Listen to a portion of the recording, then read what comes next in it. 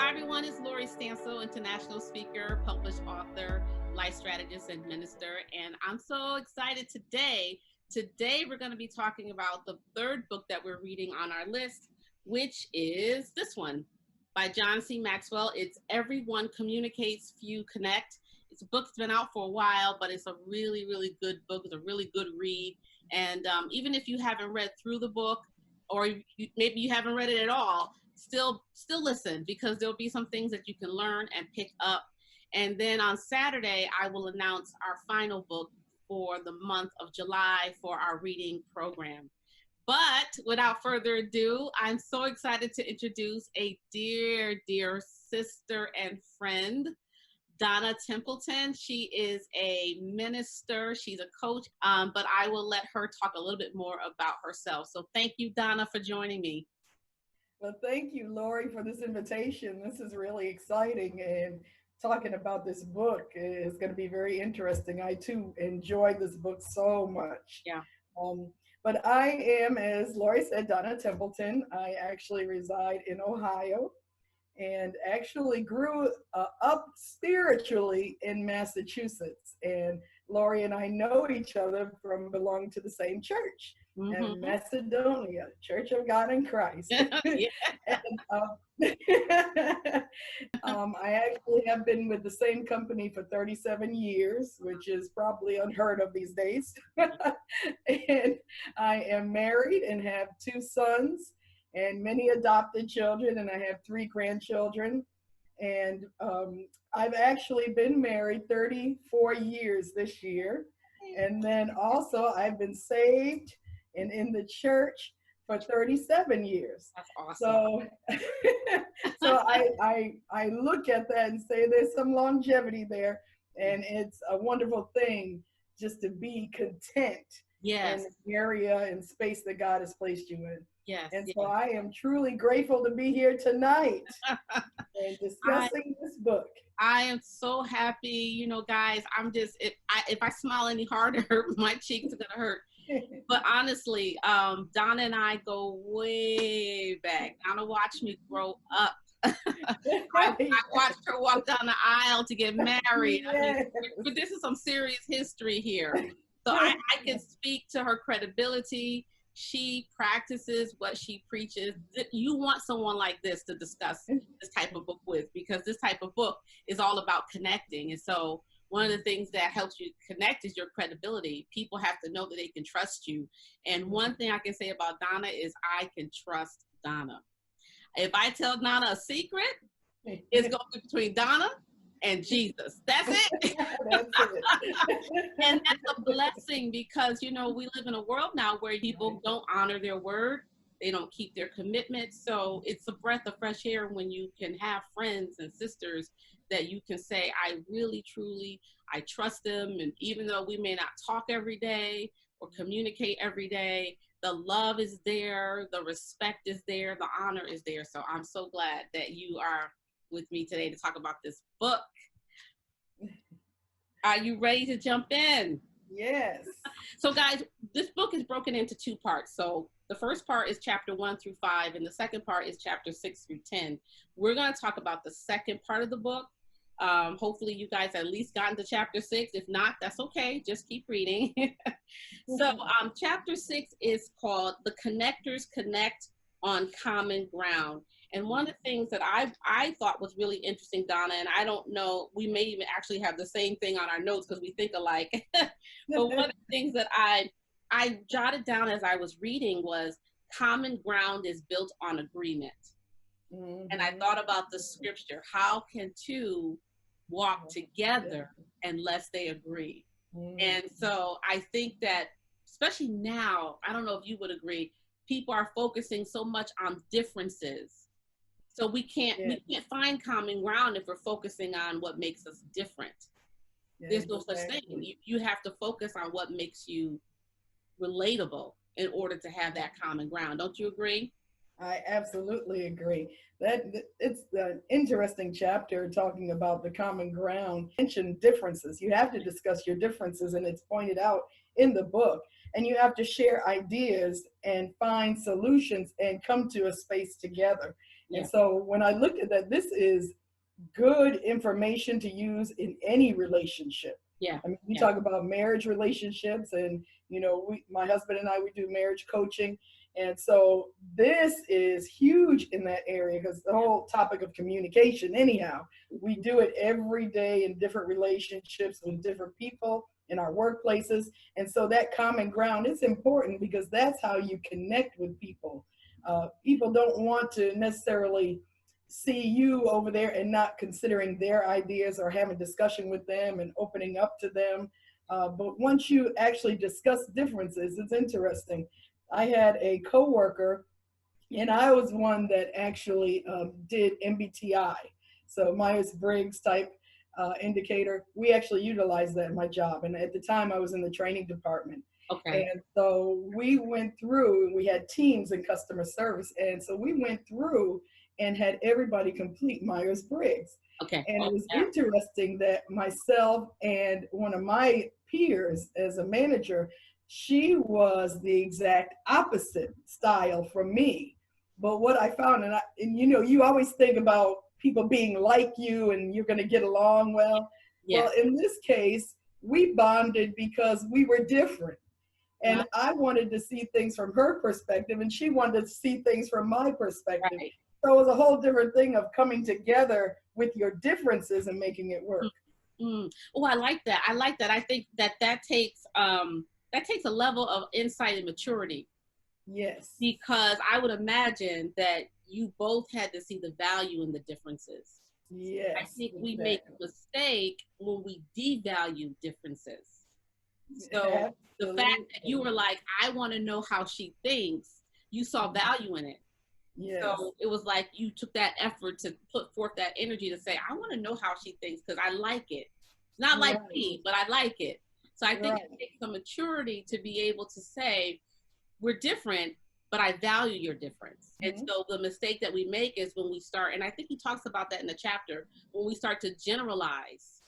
Yes. And say all people, all men are like this, all women are like this, all Black people are like this, all white people, that's when we start making a mistake. And he even used an example, if I can find it, I think it's on page 126. Yes, 126, where he talks about the tailor and how when you go into a suit, the tailor's not going to just say, okay, well, you're 42 long.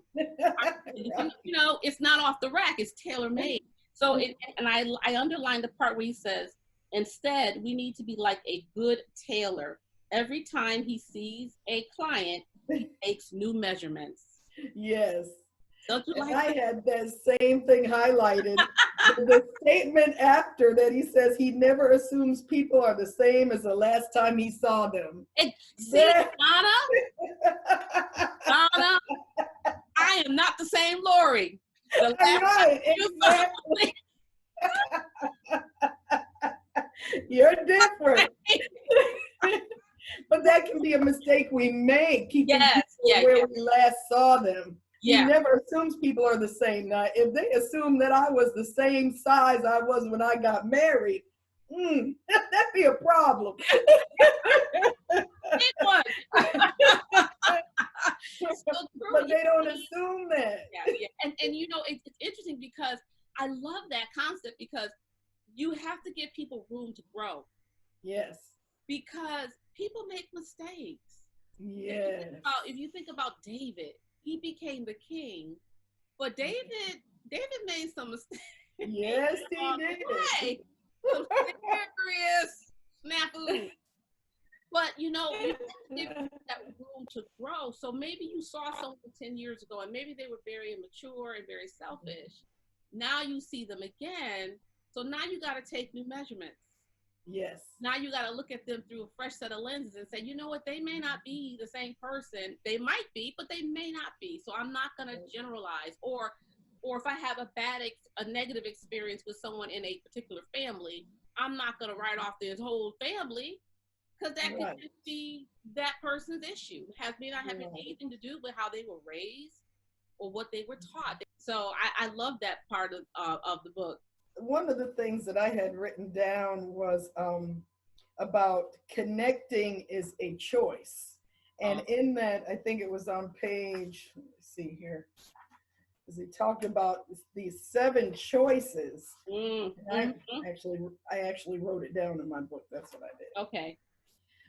He talked about these 7 choices, and the choice to listen, choice to ask questions, thoughtfulness is a choice, openness is a choice, likability, humility, and adaptability. You know, when we make that choice, we sign up to do so much more. Listening, asking. When you think of children and their questioning ability is amazing. They will ask so many questions, but that's how they connect things. Exactly. Yes. And, I mean, you really have to care about people. Yes, you do. Have to. You can't look at people like this is my dollar sign or my next gig or whatever. You really have to look at people and care and see the value in them.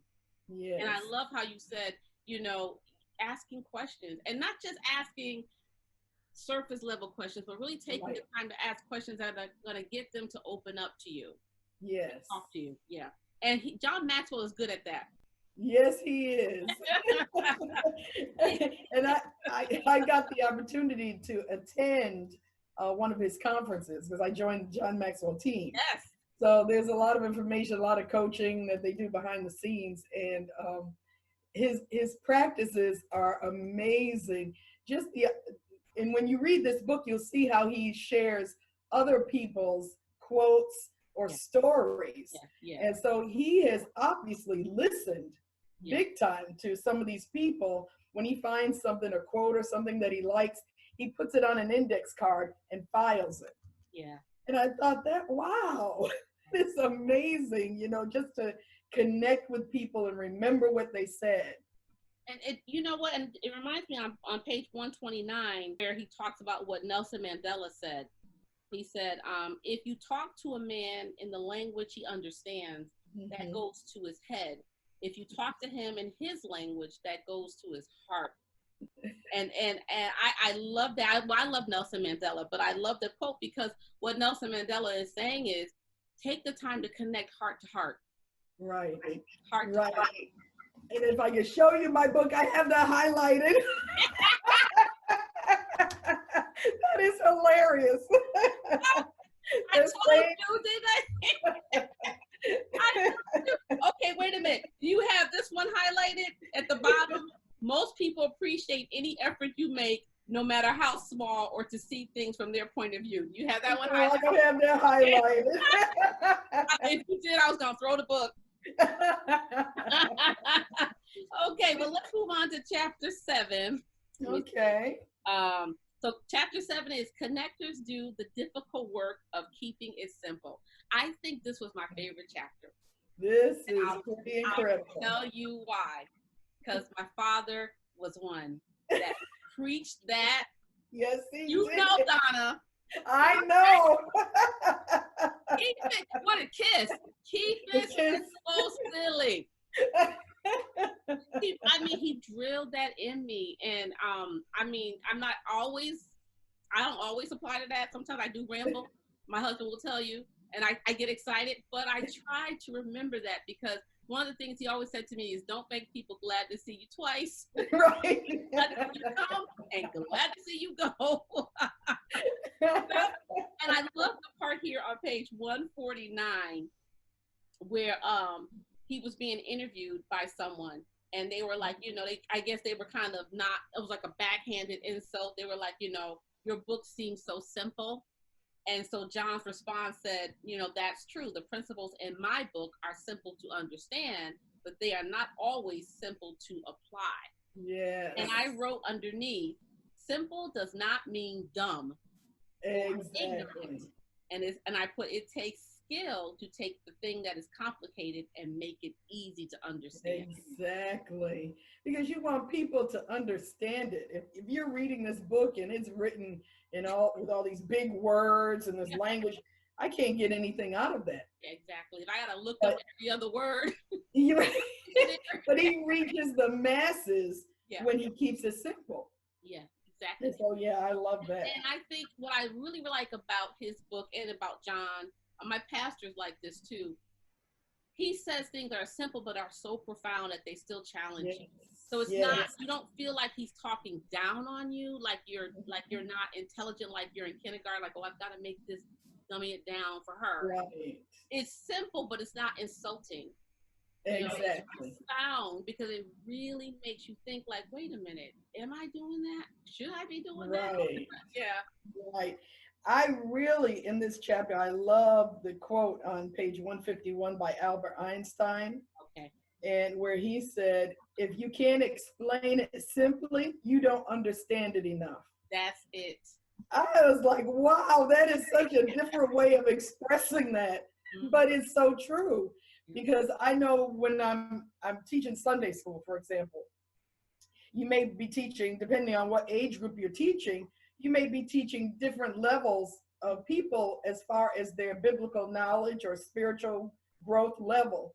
And so when you're teaching, you don't want to talk over anybody's head. So you do try to simplify it. Right. But in order to do that, you really have to understand the material that you're teaching, so that you can rightly divide it. And I think that takes intellect. Yes. Because you're rightly dividing something. And so you have to be truthful and faithful in that. Otherwise, you can convey something that the scriptures didn't say. Exactly. The scriptures didn't mean. So that takes a lot of work. Anything else jump out at you in this chapter? I think it was, Albert Einstein, he said so much. He wrote, when there was a story in here on page 150, and where the person said, Pastor, you are smarter than Albert Einstein.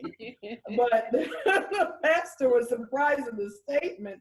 And when the man explained it, he said, Albert Einstein wrote something so difficult that only 10 persons could understand him at the time. But when you preached, no one could understand you.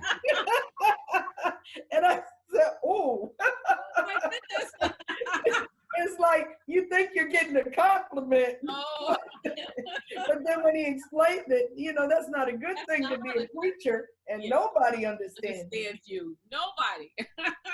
And it's like, as Christian ministers, you and I, we want God to get the glory. Yes. So how can they get the glory? How can he get the glory if people walk away confused? Exactly. Yeah.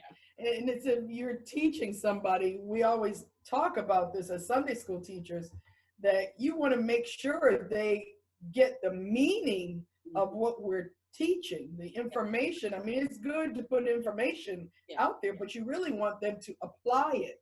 Yeah. And if they don't understand it, they can't apply it. That's really important. He talks about that too, about information, how you can just throw information at someone, but it's still not reaching them. Right. You're not connecting. You're not making it connect. Exactly. I like, let me see, on page, there was a couple of things that I highlighted, but on page 154, he says, he talks about his international travel, and I thought that was funny. That is my background. I can so relate, because I remember one time, Curtis called me one time at my job, and he was going to leave a voicemail, but he didn't. But he listened to the greeting. So when I called him back, because I saw on the caller ID he had called, so when I called him back, he was like, why are you talking so slow? And I said, Curtis, because most of the people that call me are not native speakers.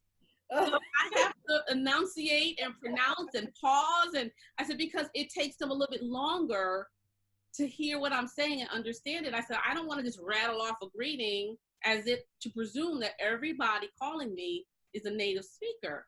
And so I love the part when he said, after speaking in more than 50 different countries and hundreds of venues, I developed the 3S strategy. Keep it simple, say it slowly, have a smile. And I like that. I can't tell you how many times I have sat and smiled. Smiled and nodded. And red lips. I mean, you do what you have to do. But it takes energy. And for me, I wanted so badly to connect with the parents of my students and let them know your students are in good hands. You don't have to worry about them. So I took that extra effort to connect with them, and it made them feel good. Like, okay, if she is willing to work with me like this, then I feel comfortable she's going to do this with my child. Yes. So absolutely. I love the point that he made about that, about keep it simple, say it slowly, and have a smile. Right.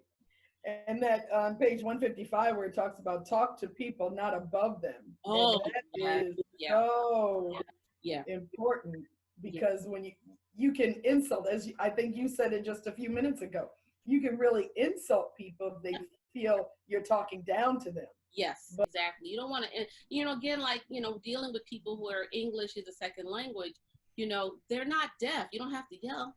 Right. I see people say, hello, hi. It's like, they're not hard of hearing. Right. Don't do that. And I know people mean well. I know they mean well. But I think when you're connecting, you just have to think about those things. Okay, if I were in their situation, how would I want someone to speak to me? How would I want someone to address me? And put yourself in their situation. Find the common ground. Exactly. Find that common ground. Exactly. Is there anything else in this chapter that you wanted to go over? Oh boy, there's a lot. This is a good chapter. So much in this book. Period. I like the part here on 168. He says, nobody gives you extra points for being obscured or difficult. Right. That's so true. Talking about information on page 169. Okay, yes. You should never simply dump a bunch of information on people and expect them to sort it out. That's lazy and ineffective. I like that. Yeah, I like that too. I like and that is very true, because as the teacher or leader or manager or whoever, you are at that level because that's what you can do. You can help people sort things out and be able to give the information in a way that makes it digestible. Exactly. And there are times where you want to be, you don't want to be the smartest one in the room. Right. There are times where you want to intellectually leave a room and be like, wow, was I supposed to be in there? Was that? You want to be challenged. But when you are giving information, you should always seek to be understood. Absolutely. And that goes back to knowing your audience. Now, if you're talking to PhDs, audience with, scholars, then that's a whole different level. Yes. And I love how he talks about, I don't know what chapter it is, but he talks about how before he speaks, he does a pre-call and he asks a bunch of questions. I do that too. I like talking. I like asking, not just filling out a form, but I like talking, just getting a feel for the host and for the audience. Yes, absolutely. And that's what we would do in any sales environment as well. You do that pre-call before you actually, because if you remember, I used to sell the personal preference art. Yes. But you always want to do that pre-call because that allows you to get to know the person that you're going to present for, and also get familiar with their surroundings. Right. Are there any things that you need to be sensitive about? Yeah. And so that pre-call, that's important. And even when I was training for my master's degree, and we were talking about international business, and that's really important when you're doing business internationally, is it's not a pre-call, but you have to do your research about the country, about the culture, about the political climate, about any unrest. All those things you have to know before you get there. Things that are acceptable behavior, things that are unacceptable, things that are offensive. Do you come with a gift? Do you not come with a gift? Do you come on time? Are you a little late? All of those things you need to know ahead of time. And like you said, if you don't, like he said, if you don't, you're really lazy. You're being lazy. You're not taking that extra bit of effort, and for me, I would rather do that than be embarrassed, honestly. Or embarrass somebody. Yes. Or insult somebody. Right. Just because I didn't take the time, like I tell my daughter all the time, there's no excuse not to know. Our cell phones right here are computers. Oh, yeah. So whatever you don't know, you can look up. It's not like when we were growing up, so there's really no excuse not to know something unless you just don't want to know. Yeah. Yeah. And you take this wherever you go. Right. So it's not like when we had, what, 20 or however many encyclopedias sitting up on the shelf. Yeah. Some people don't even know what I'm talking about now. Really? Google it. Google it. Google it. You don't know. Oh my goodness. Well, let's move on to chapter 8. Chapter 8 is connectors create an experience everyone enjoys. And yes. I have to say, I really, page 171, I connect with what he was saying, where he says, now think about the people you don't care for. So he's talking about people that you've heard speak, and you know, the ones that inspire you and the ones that don't. And he says, now think about the people you don't care for, the ones who are unable to connect with you. If I asked you to describe them using one word, what would it be? And then his next sentence was, I'm willing to bet the word would be boring. And I put down selfish, because I've been around people that have talked about themselves so much that I forgot what I was going to say. I was like, I was like, oh my God, I can't remember. You know? And so I walked away from that conversation feeling unfulfilled. Mm-hmm. Yes. What about you? Yes, and that is the same. When people are constantly focused on themselves, you feel left out. Mm-hmm. You feel like you're not a part of this session or this dialogue, and you just feel like they're really so self-absorbed. Mm-hmm. They're not even trying to connect with me. Yeah. They're not even, thinking about how do I feel in this situation, or what am I thinking? Exactly. And that is so important in order to connect with people. Absolutely. And some of it could be, nervousness. They could be nervous if they're trying to impress you. And I think when you're in those situations, you kind of can discern if a person's just talking because they're nervous and they just really excited, as opposed to a person who really is kind of drinking their own Kool-Aid. Right. So to speak. You kind of can discern, the difference. And I tell you, it really is a turnoff. Yes. It's like, oh God, will they hurry up and finish so I can get out of here? It really turn off.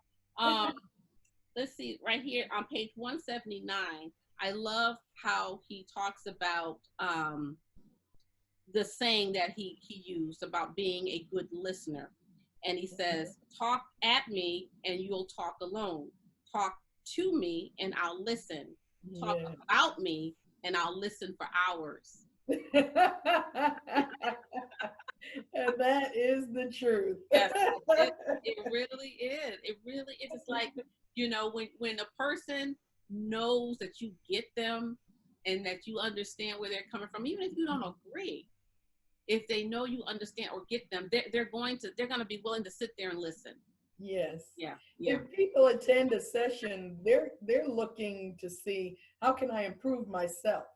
Right. And so when somebody is talking to them and they feel that, oh, wow, they really get me. Yeah. Now you pique their interest. Yes. Because now they want to know, where are you going with this? What am I going to gain? What insight are you going to share with me?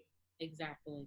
And, as speakers, we have to always remember, and even if you're not a speaker, I just want you guys to understand, even if you're not a speaker, I know this book is really geared towards speaking, but if you are just talking one-on-one, the thing that you have to remember is, how can you add value? And he talks about that a lot. Actually, I underlined every time he said value, I underlined it, because I know that was a reoccurring theme in the entire book, was how do I add value? So even if you're dealing with your spouse, your children, your coworker, your neighbor, how can I add value? That's something that my husband is really good at, especially when it comes, and that's why our neighbors love him. They see Curtis coming, they get happy. He's a comedian, he makes people laugh. But the thing that Curtis does well is he knows how to add value to our neighbors. So for example, our neighbor, she has some questions. Kurt was like, well, let me see what I can do to help you. Call me. Here's my cell phone if you need me to check on the house for you. He adds value. And when people understand that you are willing to do that for them, then they open up to you. And then for long, they're adding value to you.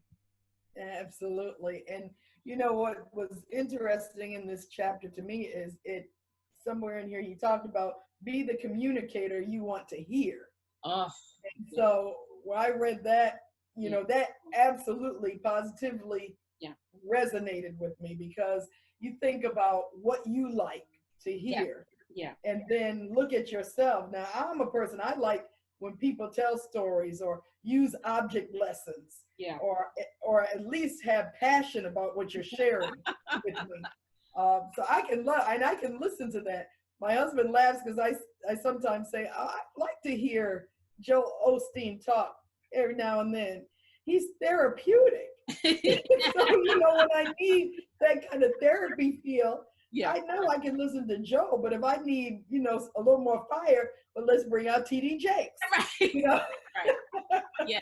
But And you know what? And they both are effective. yes, very much so. Yeah, Very opposite, but very effective. yeah, yeah. That's so true. Because even with Joel, people think, oh, because his messages seem so simple, and he doesn't use, a lot of theatrical words like Jakes does. But Joel's a smart man. Yes, he is. For him to be able to present a message like that to thousands, I mean, his congregation is huge, and Yeah. everyone walks away. I mean, whether you have a PhD or whether you're, in kindergarten, you walk away feeling like that was for me. That takes an anointing and an ability to be able to do. Yes, it does. And it's amazing. You think about every time he talks, Yeah. he'll start with a story. And Yeah. it's usually some kind of little funny joke. Joke. It's just breaking the ice. Yeah. It may even be a little on the corny side, Yeah. but you still find yourself laughing because this is what Joel does. Yeah. Exactly. And you come to expect it. If he doesn't tell the joke, you're like, wait a minute, you didn't Yeah. You didn't tell the joke. But and I think that that's a perfect example, looking at Jakes and looking at Bishop Jakes and looking at Joel Osteen, one is not better than the other. Exactly. They just know their strengths and they use them, they maximize them to connect with people. Yes. Because you could have someone say the same thing about Jakes in terms of how he changed their life that they would say about Joel. Right. Two different people, two different styles, two different messages, but they're connecting. Yes. They're connecting. And when you look at different styles, I have my husband laughing sometimes. I told him, I said, now you really need to listen to, it's like the CCM music versus the gospel music. Uh-huh. And so, he's all, gospel. He says, no, I give me my gospel. I said, okay, but you need to listen to some CCM. This is good. And so I said, but at one point I was there too, where I would just listen to gospel music. But what I did, started listening to the lyrics. Yes. And then I started listening some more. Yes. And I started listening some more to eventually I was like, well, I kind of like this. So now I'm listening to both just as much as the other. Yes. But it took some effort on my part to actually do something to get to know it better. What would you say caused you to want to make that effort? What was it that caused you to want to make that? Say, well, let me check out this style of music and see. Was it hear something from someone else? I heard two things. I heard a song and I liked the lyrics, and I said, and somebody said, oh yeah, they have excellent lyrics in CCM. Well, I said gospel does too. So out of curiosity, I said, well, let me go over here and listen and see what they're talking about. Yeah. And so I would listen to it and I said, oh, lyrics are powerful. Yeah. And we have powerful lyrics on the gospel side, but many times, if you remember at church, we wouldn't sing all the verses. Yeah, right. We would sing that little chorus. We would sing that chorus over and over. It was good too. It was good. But we would never sing all the, and so what I was hearing on the CCM side was, oh, they're singing the verses. You're right. And so it just I wanted also, I was thinking about just diversity in the church, because I've always been part of the music department since I can remember, since one sweet little sister Martha from Macedonia invited me to be part of the choir. And I told her, oh, I can't sing. Oh, there you go. She got me in there. But from that time, you know, you think about, how do we make this a more diversified setting so that anybody will come in and be able to worship? Now we've got to find different ways of connecting. So that's why I asked you that question. Like for me, I heard a song by Darlene Check when I was pregnant. And I mean, I was sobbing. I was just sobbing. I was like, who is this woman? I heard it on the radio, and I was like, I got to hear more of her songs because this lady's anointed. I'm like, who is she? I had no idea she was from Australia. I just knew this is anointed. And so I went to a local Christian bookstore, and they were like, oh, yeah, she's got a bunch of stuff. And I'm like, well, I'm buying all of it.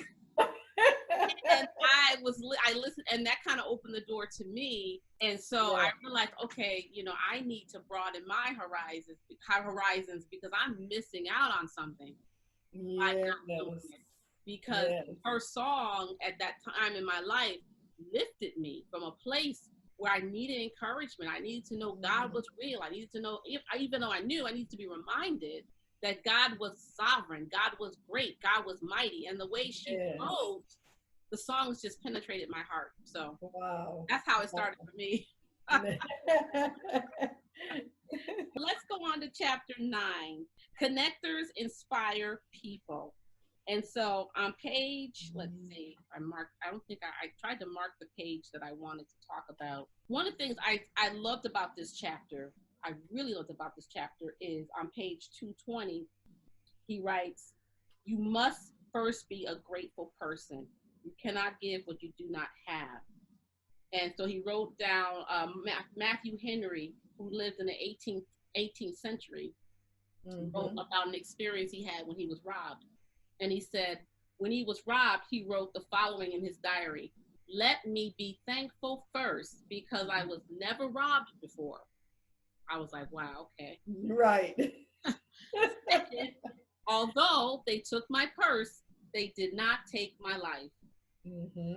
Third, because although they took my all, it was not much.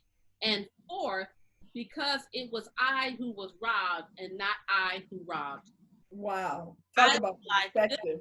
What a grateful heart.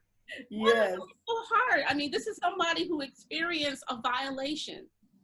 Someone, you know, he violated his privacy and they took his belongings. He had a right to be angry. He had a right to want to seek justice. But the first thing the first thing he did was he was thankful. Yes. And that's a perfect example of thanking God for what didn't happen.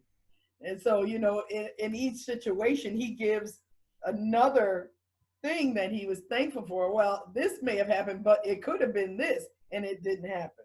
Or it could have been this and it wasn't that way. Yeah. And so he was basically thanking him for what didn't happen. Yeah. And being thankful, you find something to be thankful. There's always something to be thankful for. It's just as simple as just being able to get up out the bed in the morning. Yes. You know, I was praying one time and I was just overwhelmed that I was able to get out the bed. And I know that may sound to some people like, okay, come on, really? That's kind of corny.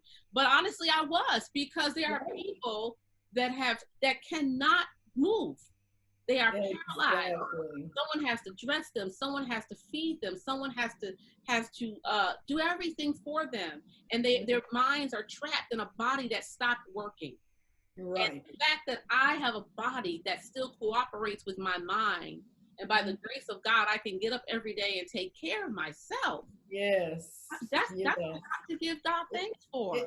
Absolutely. And it's about knowing who is in control. That's right. Because you think about it, thanking God for being in your right mind. Yes. Because this is a time where people are losing their minds, where they are giving into the pressures of the world or different things that are going around them. It's just overwhelming them, and they literally are having breakdowns. And I was just speaking with somebody, as a matter of fact, at a center. It's a behavioral center, and they do a lot of suicide prevention. Okay. And so they were talking about, this is a time where we're seeing a lot of mental illness, and it's simply because people are losing jobs, people have lost loved ones, they're isolated, they don't have the income, they're having a hard time paying bills. And so there's so many things, so many stressors in life that are happening, and they don't know how to deal with it. Exactly. And so to be thankful, to have your mind and to be thinking right, it is a lot. And sometimes we just think that we're supposed to get up in the morning, we're supposed to do this. But when you realize just how fragile life is, it causes thankfulness just to exude out of you. Exactly. And being able to hold on to that ability to be thankful in a world that has become so negative. Yes. You know, it's almost like if you're happy, people get mad at you because you're happy. It's like, right. Happy. I like to smile, you know, and so in order to not allow that to beat you down, you know, and that you don't take in that toxin into your system. Yes. It's a lot to be thankful for. And I like how he was saying in this chapter that he expresses his gratitude to the people around him, because he realizes that without them, he couldn't do, the things that he does. Like when he had to have surgery, the letter he wrote to his doctors. Yes. Beautiful. Yes, letter. that was amazing. Oh my goodness, that letter. I was just, I can see why they were crying. Right. He poured his heart out in that letter, and he end on page 220, the same page. He said that experience was indescribable. He said, and as much as I tried, I still couldn't adequately express the gratitude I felt. Wow. And I thought he did a great job, but he felt like there was more he could have said.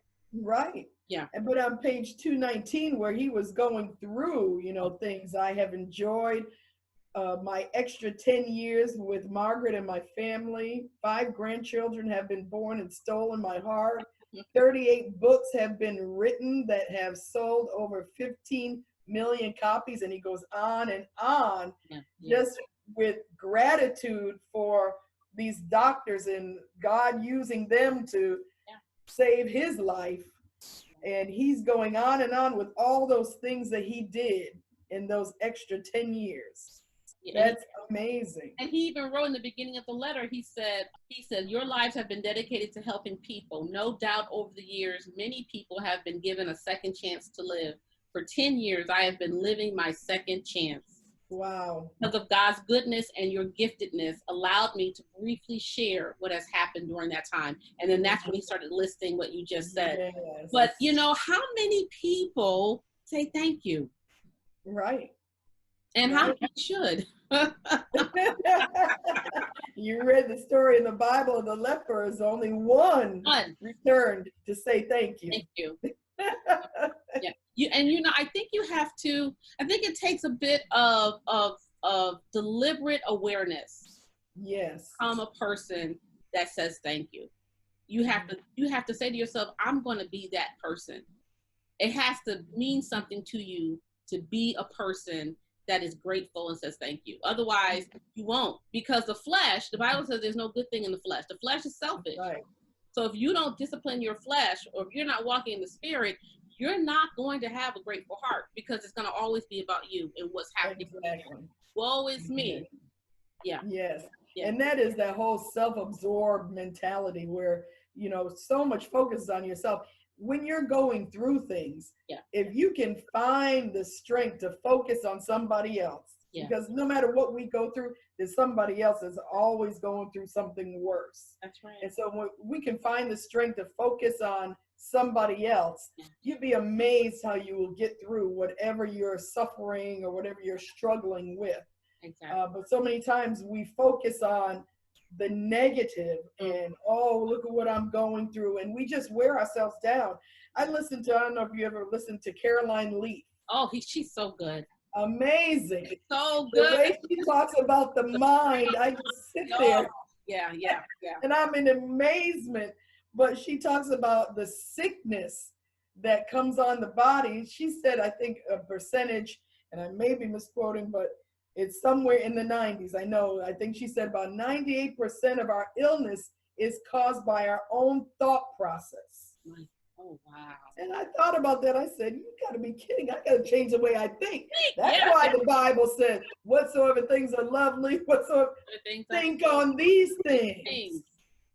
Wow. It's just amazing how much God has given within this body, the power that we have right here to turn our whole lives around. And on page 200, where he says, I read one study that said motivated employees are 87% less likely to leave an organization compared to an unmotivated employee. Yeah. That is powerful. And that is so true. I recall we used to have a training program that was basically a personal development program. Okay. And people loved it. They were looking to get into, we only took so many in this class.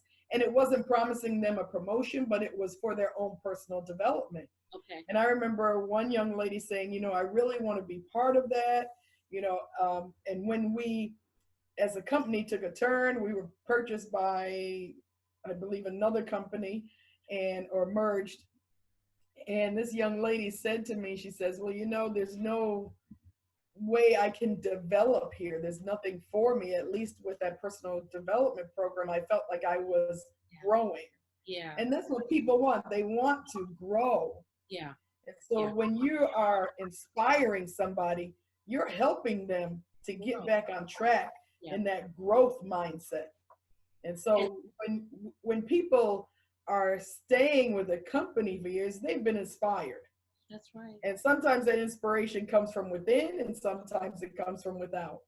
Yeah. I know me personally, when I felt like I wasn't being inspired in my job because our company was purchased by so many people, merged so many different times. It's like, okay, what's the name of this company today? but at times I felt very inspired from people I worked for. And then there are times where I didn't feel so inspired. Mm-hmm. But that's where I took it into my own hands to say, okay, I'm going to inspire myself or get in a situation where I can be inspired. Yeah. So I went through and did the whole John Maxwell certification because I wanted to be inspired. And if there was anybody that could inspire me, John. Okay. Absolutely. So sometimes you have to put yourself in a place where you can be inspired. Yeah. Don't put it on somebody else always to be the one to inspire you. Good. That's good. And you have to be, and again, it goes back to, you have to see the importance of it. You have to understand that inspiration causes you to become self-motivated. Yeah. So if you're lacking in that ability to motivate yourself, then that means that you're not inspired. Like I shared a quote, and it said, you woke up and said you were tired. Perhaps you're not tired. Perhaps you're uninspired. Yeah, absolutely. That's uninspired are always tired. Oh, I'm so tired. I don't want to do that. They have no energy to do anything because they're not inspired. Yes. They don't see purpose or meaning in what they're doing, so they become lethargic in their attitude. Absolutely. So they always want to sleep, and that's also a sign too. That could be a beginning signs of depression as well. Yes. It leads to depression. And that's, a lot of that depression is what we brought on ourselves because of our thought process. And because we didn't do what the scripture says to whatsoever things are lovely, whatsoever things are of good report, and so forth and so on. Yeah. We didn't think on those things. Yeah. We're dwelling too much on the negative. But when you think on those positive things, you'd be amazed at what you can achieve. Exactly. Instead of listening to somebody else tell you cannot do this. Exactly. You got to speak positive. That positive speak. Exactly. It works miracles in your life.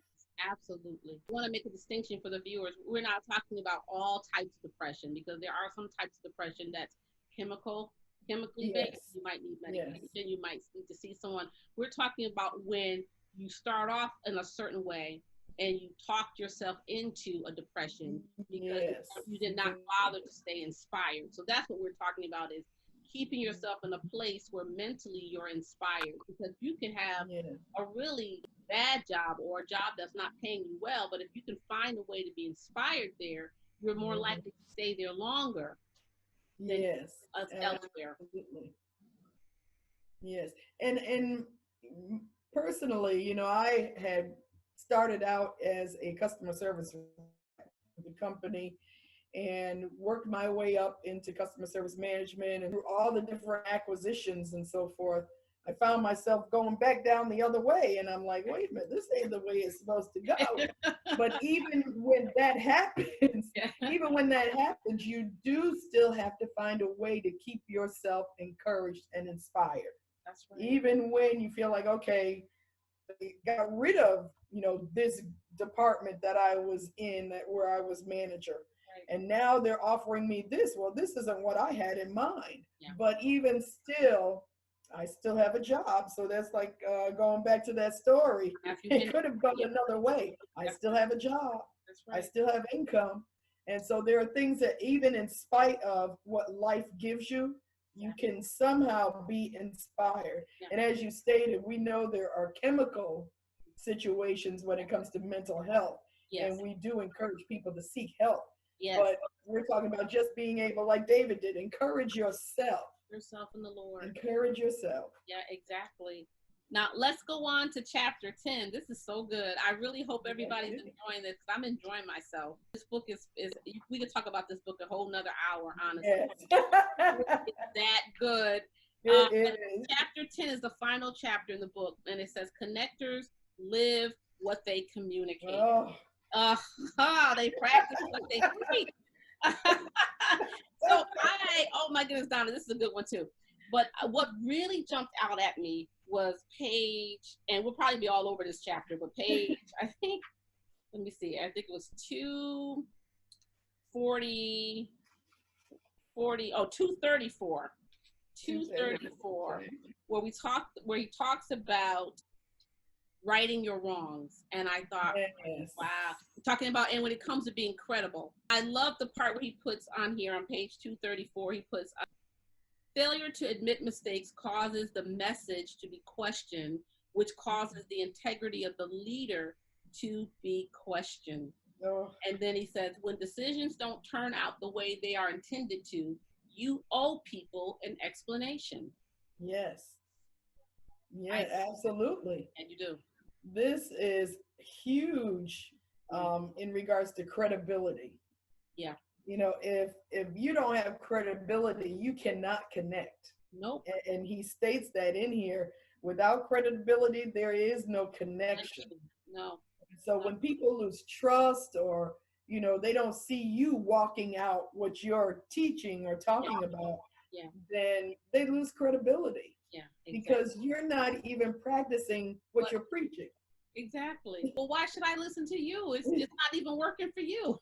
No, it's not going to work for me, you know. And I love this humility it takes for you to say, I'm sorry.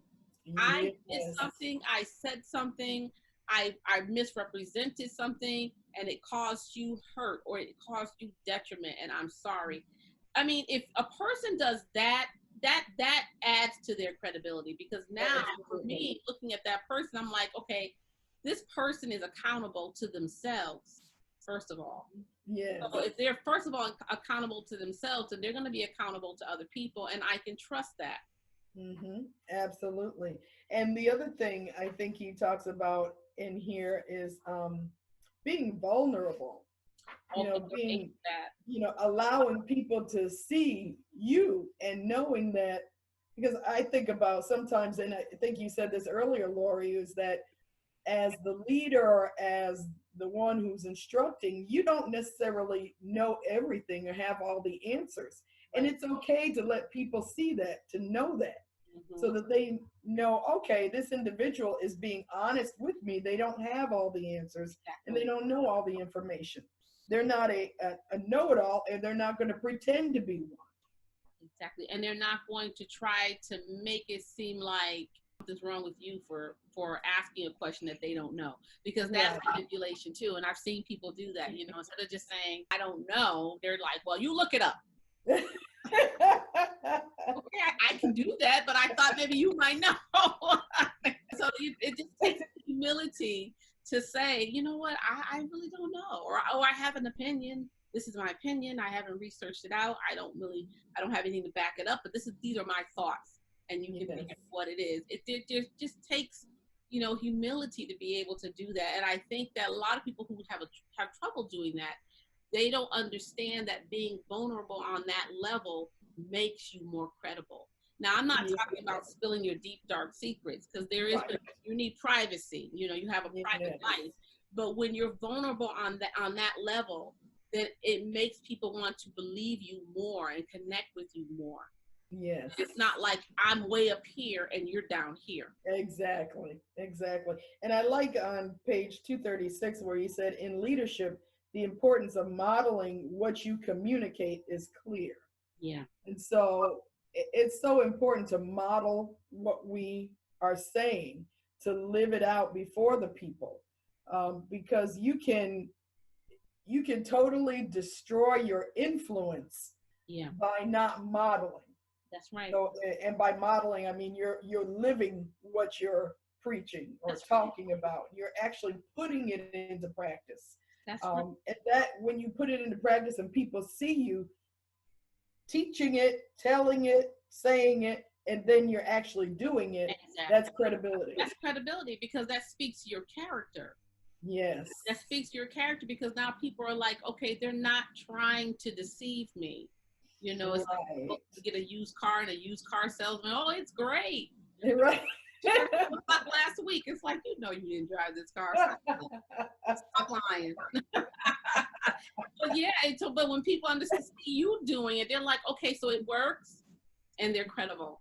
And like on page 139, I love this part. I got a chuckle out of this, because I know a few people like this. He wrote, few things are worse than someone who doesn't know what he's talking about, making things up as he goes along and pretending that he has expertise when he really doesn't have a clue. So,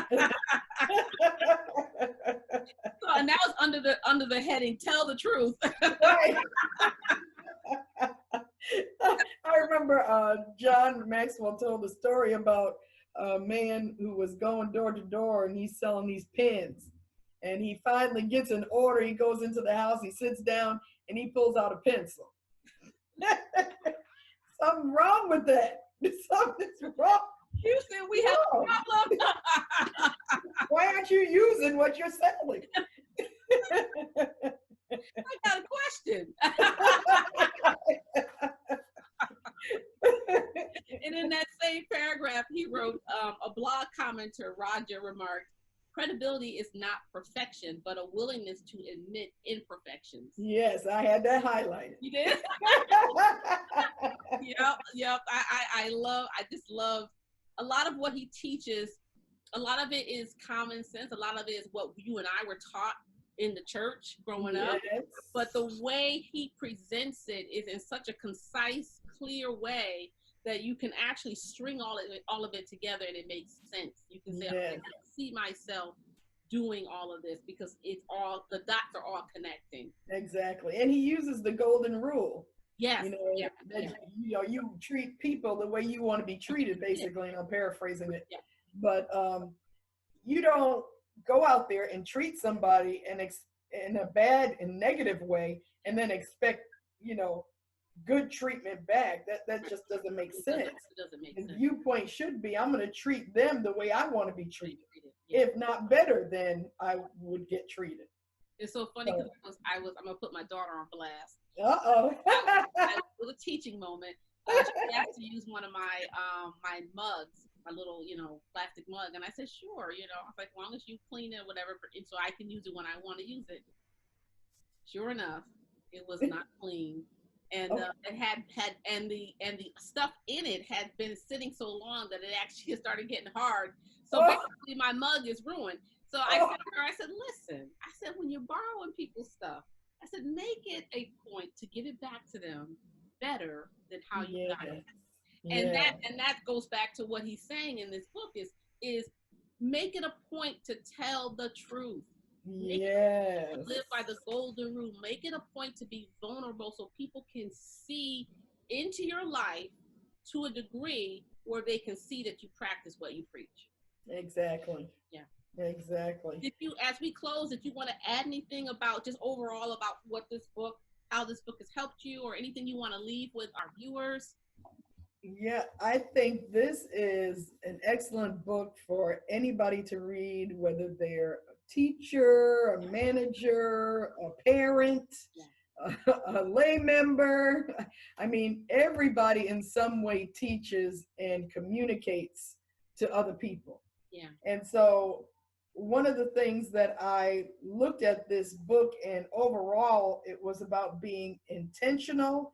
It was about not being self-absorbed, but really focusing on other people to make an effort to connect. Yeah. We own the responsibility to make sure we communicate to people, to connect with people. And we cannot put that on, well, they just misunderstood me. Well, no, even in a marriage, it's our responsibility, whoever's communicating, to make sure that the individual understands, and make sure we understand ourselves. Yeah. Self-awareness. He talks about self-awareness also in this book. Yeah. And so many times when you understand yourself and how you tick, then it'll help you to understand other people. Absolutely. I know as an extrovert, I get my energy from doing stuff like this. Yeah. Talking to people, just being around people. But to an introvert, this could be very stressful. Yeah, yes. Or and draining. so understanding that, then when you see that, you'll recognize it and say, oh, okay, they're introverted and this is stressful for them. Right. So they're trying to work in the extrovert world, which we all do both. Yes. I love to come and sit by myself also and read a good book. Yeah. So we all do both. Yeah. But sometimes you have a tendency to lean to one side more than the other. Yeah. And so just recognizing how we're wired versus how other people are wired will help you to connect.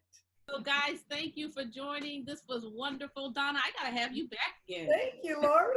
This was so I enjoyed fun. This was so much fun. Guys, thank you so much. And I will be announcing tomorrow the new book of the week. And let's just keep reading, let's keep growing, and let's remember to keep connecting.